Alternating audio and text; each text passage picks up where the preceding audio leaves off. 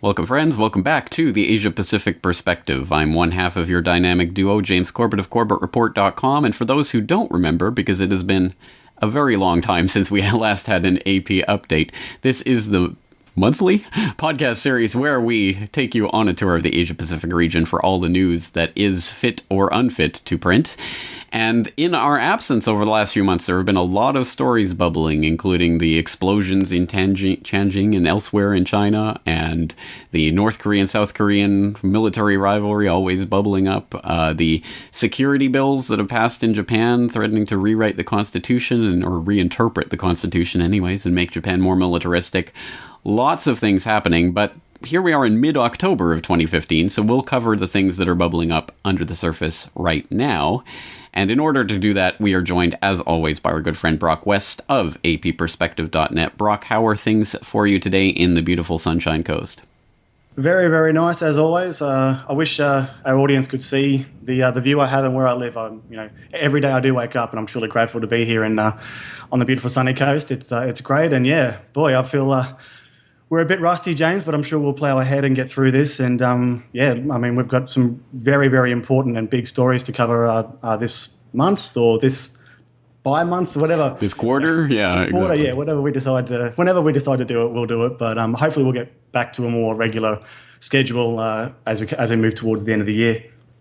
So yeah, let's get right into it. We'll take our first story from Russia today with the headline reading, "Will China join forces against the TPP?" Now, obviously, unless you've been living under a rock or on Mars with Matt Damon, the TPP is the biggest story that we've been speaking about for many, many years here, and in fact was one of the catalyzing events that I saw looming on the horizon for the Asia Pacific that got me to basically start the website. Taking this from Russia today. The newly signed controversial Trans-Pacific Partnership sounds like a big win for the US and its allies, but leaving out China. This snub may leave Beijing with no other option but to form its own bloc with other countries that have been left out. It's unlikely that China was not invited to join the TPP by mistake. When more than 95% of our potential customers live outside our borders, we can't let countries like China write the rules of the global economy, said Barack Obama in a statement, because, of course, only the US can control the global economy. Moving on, the former director of the South American Trade Bloc, Mercosur Quijano, and I apologise if I'm butchering that, was quoted to say, "The main victim is China, because in order to sell to other TPP members, the country needs to have created goods with its raw material or input. The countries will therefore not buy raw materials from China, and they would want to sell the goods to the US and other countries," he said. "It is clear that the aim is to generate trade diversion towards those who are members and to remove China, which is not a member of the TPP," Quijano added. "This raises questions whether China and other countries are ready to unite to counterbalance this Pacific Rim Pact." Now, James, despite the political rhetoric, I don't buy the narrative that this is a total exclusion of China and the TPP is a trade pact that is just there to contain China in that sense. China is still the world's biggest manufacturer and exporter, and most likely will be for some time.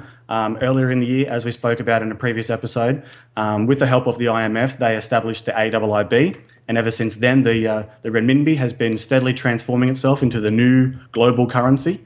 And as we reported in one of the most recent GRT videos, we know that the multinational corporate interests of both the US and China have been embedded together at least since the Deng Xiaoping era 4 decades ago. So for me, surely it's in the best interests of the globalists to have China at the TPP table. Or is this perhaps China hedging its bets on BRICS, the AIIB, the Shanghai Cooperation Organization, and also its new Silk Road project, which I will add has just had Hungary sign up onto. So yeah, it's very interesting to see what's going to be happening there. James, what's your thoughts? Interesting indeed, and I think you're right. I think there's two ways, obviously, of looking at this. From the 2D perspective, I wouldn't say that the encircling or the diversion from China was the immediate proximate cause of the coming together of this deal, but I think it was certainly at least in the back of everyone's minds who was there at the table. There are obviously Chinese rivals, economic and other rivals in that region that are interested in getting some sort of leg up in economic terms with the US, obviously. obviously a major trading partner, and other trading partners in the region. So that's part of why this deal came together. And that's obviously from the 2D perspective of, the US-China rivalry and all of that. From the 3D perspective, I think you're right. Ultimately, who ends up benefiting from all of these different trade blocks, trade deals, all of these things that are happening is the same corporatocracy. And yes, they are all connected in the top in various different ways. And I think that's exactly the Chinese sort of fight back against this is the AIIB or the New Silk Road project. They've pumped tens of billions of dollars of that into the New Silk Road just this year alone, let alone over the lifetime of this project. The BRICS, of course, and all of these other institutions that are being created as the kind of counterbalance to the TPP and things that are going on. But of course, it ultimately just serves to further get these countries into regional agreements and binding pacts that, of course, just tend to lead inevitably towards regional government, eventually global government. I think these are just stepping stones, and it provides the perfect foil and the perfect excuse for that to happen. Now, say what you will about all of this, but at any rate, you can say at least China, with all of its credit-fueled, funny money that it's been using for the last several years to keep itself afloat, at least it's creating actual hardwired infrastructure, railways and pipelines and other things across Central Asia, into West Asia, South Asia, into Europe. That's hugely important, and that infrastructure will survive whatever credit crunch collapse is coming for the Chinese. Whereas look at the US and the Federal Reserve just basically buying toxic financial derivative assets off of the banks, and the banks, of course, using that to park in their Federal Reserve account. So there's quite a difference in the way that that's being done, and the Chinese are using a better strategy. But of course, as I say, it's ultimately tending towards the same goal.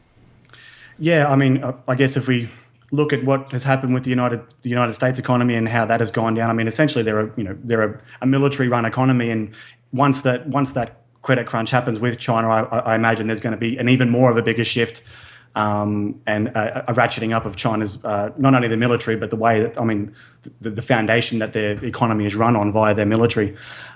James, just in some other interesting developments regarding the TPP, or trade deals at least. What I believe was the biggest trade deal ever between China and Australia was just signed recently, which is kind of interesting considering the TPP was in the final stages and now has been signed. So it's interesting in that way that, despite China being snubbed out of the TPP, they're still able to go around and sign these massive resource trade deals with America's and the West, well, one of America's biggest allies here in Australia. And just over the pond there in New Zealand, there's a headline reading, "Court rules government unlawfully withheld secret TPP documents," which is kind of a no-brainer. And yeah, as you pointed out before, James, whether it's TTP, TTIP, ASEAN, BRICS, the Silk Road, it's always great news for the corporatocracy and bad news for the rest of us. We'll leave the TPP there, as there's a lot more to be said, and of course there will be some more related show notes for people to go and do their own research and look into further.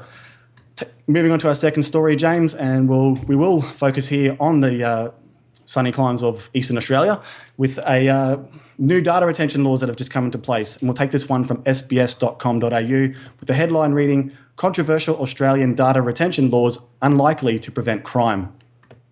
Phone and internet companies are now required by law to store customers' data for 2 years, and some experts say the laws are over the top, expensive, and unlikely to prevent crime.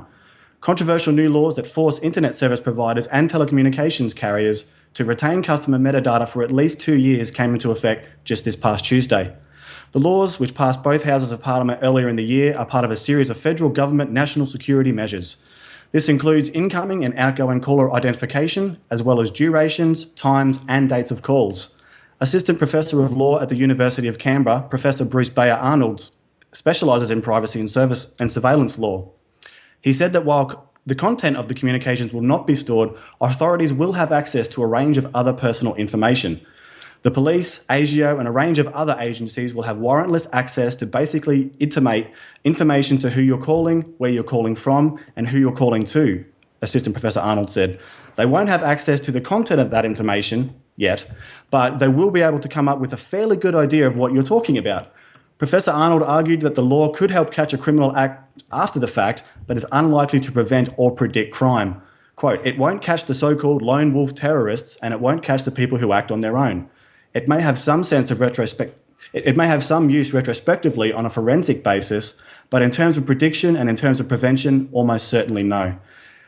James, as in the same vein as the TPP, and from what we know from the leaked drafts of the TPP, it's going to play a vital role in data collection in regards to copyright infringement and metadata collection as well. But saying that, this is sadly another case of problem, reaction, solution. I think Australia has played a significant role in the destabilisation of the Middle East, which in turn has created the perfect environment for the rise of terrorist organisations, which our closest ally has been funding, training and equipping, but I digress. And the fearful and an apathetic Australian public has allowed the government surveillance dragnet to be established with little more than a whimper, unfortunately. As this article pointed out, it's not about protecting the community or stopping the terrorist boogeyman, and it never has been. It's about furthering the surveillance state agenda that has been going on ever since that narrative was established after 9/11. So on a positive note, the only thing I can suggest is to check out a Gizmodo article that I've got posted to apperspective.net, how to get around Australia's data retention scheme, which goes into ways that we can at least try to circumnavigate the dragnet by using VPNs and encryption and a whole list of other things. So I would definitely encourage people to check that out. Just to hopefully at least make it a little more difficult for the spooks to in the intelligence community to suck up all of your data. And let's not forget the other side of that, because there are actual genuine hackers and non-government groups out there as well. So encryption and things like that are also useful for that. But yes, I mean, this is really just the formalization, the putting in law of things that are already being done in practice, as we already know, of course, with the NSA and what have you, already scooping up all your data. Well, now they're just making it easier to formally cement that in law with the ISPs and what have you having to retain this data for a longer period of time.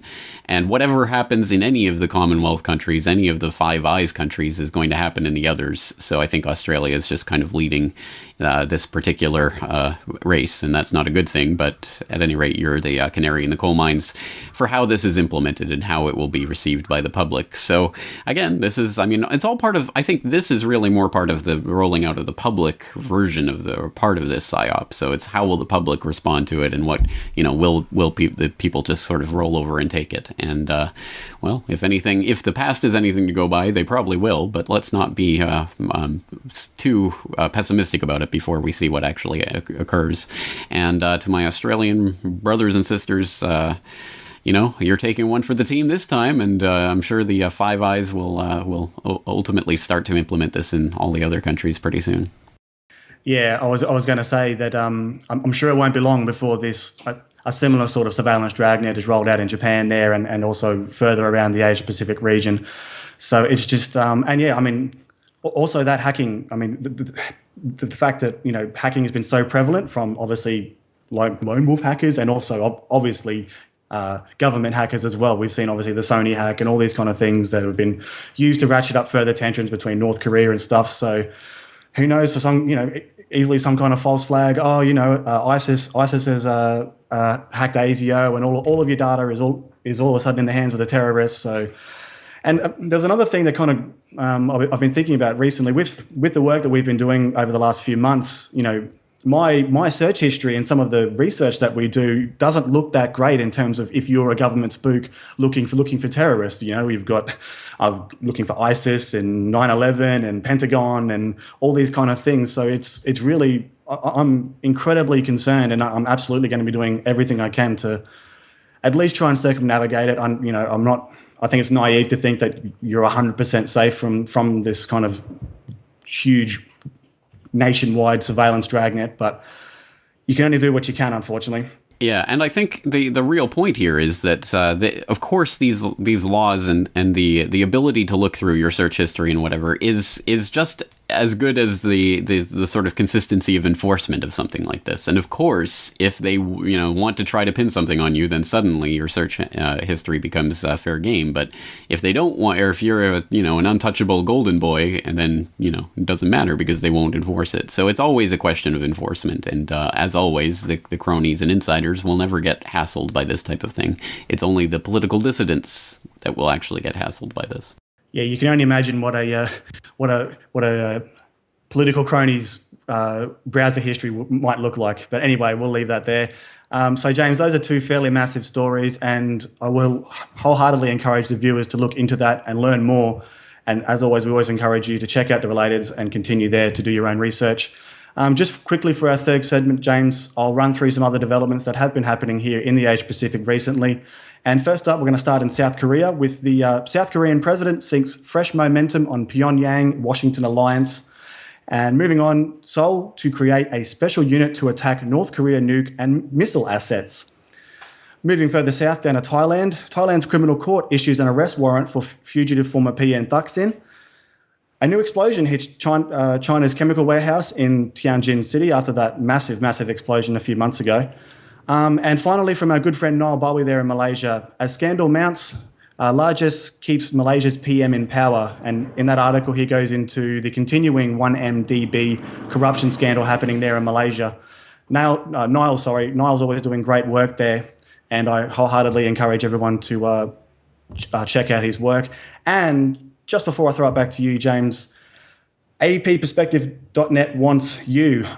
Due to my ever increasing commitments to corbettreport.com, I'm not able to physically update the site as much as I would like. And as we've reported here today, there's so much happening. So I'm putting the word out there for someone to put their hand up and who wants to be a part of the alt media.